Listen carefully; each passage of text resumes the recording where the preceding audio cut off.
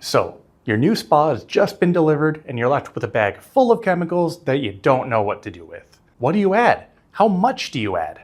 What is this piece of paper trying to tell me? That's what I'm here to explain. First and foremost is chlorine.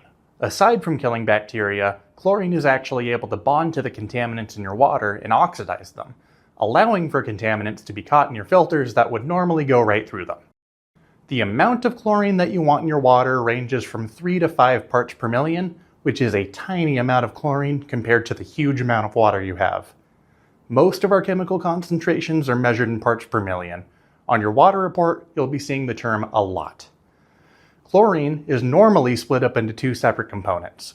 Free chlorine is the chlorine that's available to sanitize your water, whereas total chlorine is a combination of your free chlorine plus the chlorine that's already being used to sanitize. Ideally, you want as much of your chlorine to be as free as possible. Having a high difference between free and total chlorine can indicate some water care issues. What goes hand in hand with chlorine is something called cyanuric acid, or CYA for short. CYA is a chlorine stabilizer that's added to chlorine granules and shock to extend shelf life. In your spa, it prevents your chlorine from being destroyed by heat and sunlight and can make the chlorine feel less harsh on your skin. Be careful not to have too much CYA though, as this can result in a chlorine lock, which makes your chlorine completely ineffective. Adding granular chlorine will always add a little bit of CYA to your water. Liquid chlorine, on the other hand, does not. If you find that you do have too much CYA, maybe 80 parts per million or higher, then you'll need to drain quite a bit of water out of your spa and dilute it with fresh water. Next, let's talk about pH. It's exactly what you remember from high school chemistry class. pH is a scale used to measure how acidic or basic your water is. We want your pH to be between 7.2 and 7.6. This is important because your pH affects not only the comfort of your water, but also the effectiveness of your chlorine. Pro tip, having your air valves open while your jets are running will slowly increase your pH. If you find that you're having trouble maintaining a good pH, try turning those off while you do your chemicals.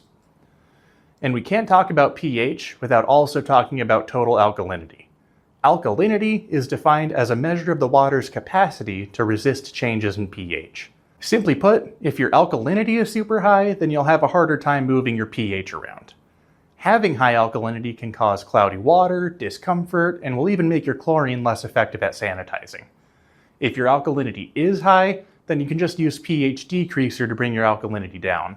Your pH will probably drop below where you want it to be, but once you have your alkalinity down, you can just run your jets with the air valves open to bring your pH back up. Something you definitely don't want a lot of in your water is calcium. Calcium, measured by how hard or soft the water is, will slowly build up in your plumbing over time, causing clogs and leaks. If you have a salt system, high calcium will also make it less effective at generating chlorine. To avoid having too much calcium, we recommend filling your spa with a water softener. If you aren't able to do that, you can also use a Vanishing Act pillow, which will suck the calcium out of your water, then you throw the pillow away and the calcium with it. Just be careful not to squeeze the pillow while you're removing it, or else you'll re-add all of the calcium that you just got out of the water. Of course, you don't want a calcium level that's too low either, or else your water may start foaming and it can even damage your heater. The recommended concentration of calcium in your water is 25 to 75 parts per million. If you fill through a water softener, then your calcium level may end up being below that minimum, so it may be necessary to add some calcium back into your water using calcium hardness increaser. The last chemical that we have to talk about is phosphates. Phosphates, to put it simply, are feeding food for algae. Ideally, you want your phosphates to be as close to zero as possible without having your phosphates actually be at zero. If you have high phosphates, then all of the chlorine that you add will be spent fighting off the growing algae as opposed to sanitizing your water. Getting rid of phosphates is super easy with phosphate remover. Fill up a capful and dump it into the filter housing. Now, if your phosphate levels are super high, your water will probably cloud up, which is normal. Just let the jets and filters do their thing and it'll clear up. Around 12 hours after you apply phosphate remover, you'll want to rinse out your filters really well because phosphates can clog up your filters fast.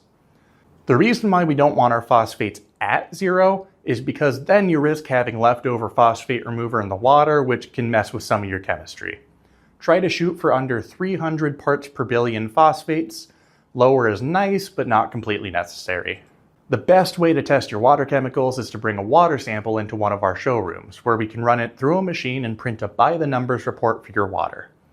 It can be tedious to come in and get your water tested all the time though, which is why we offer different kinds of test strips. 5-way test strips test 5 different things: free chlorine, total chlorine, pH, alkalinity, and calcium hardness. To use a 5-way strip, you'll want to put the strip pretty deep in the water and sweep your arm. Then remove the strip from the water and look at what colors the dots are. The color of the dots will tell you where your water is at. Phosphate strips are a little different. Instead of the dots on the strips changing color, the phosphate strips actually change the color of the water. Because of this, a small test tube is included with phosphate strips. To use phosphate strips, fill the test tube with water up to the fill line. Then bend the test strip into a J shape, being careful to not crease it. Insert the strip into the test tube and close the cap. Now slowly tip the test tube side to side 10 times so that the little air bubble in the test tube travels from one end to the other. When you're done, take off the cap and look at the color of the water through the test tube to see your phosphate levels. Keeping your filters clean is one of the most important things you can do for your spa.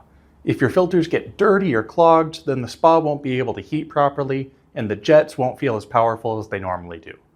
We recommend chemically cleaning your filters once per month, but your timing may vary depending on usage. For spas with multiple filters, it's worth noting that only one of your filters is plumbed to the circulation pump and heater, while the other filters are plumbed to the jet pumps. The filter with the gray standpipe is the one for your heater. If this filter clogs, the spa will not be able to heat. To check if this filter's clogged, remove the filter cap and place the palm of your hand over the hole. If you feel suction, then the filter is restrictive and not enough water is getting through the filter. You can test your jet pump filters the same way while the jet pumps are running. If you find that your circulation filter is dirty, but your jet filters are clean, you can simply rotate out the dirty filter for a clean one. For paper filters, we recommend fully replacing them once per year. For the Tri-X filters, they're typically good for 3 to 4 years before needing to be replaced. Brand new spas will likely have contaminants left over from the factory, turning your water green and gross and leading to difficulty keeping your chemicals under control. If this happens to you, then you'll unfortunately need to drain and refill your spa. When this happens, it can be super frustrating, especially as a new spa owner, but this is usually just a one-time thing. Future fills will be pretty seamless.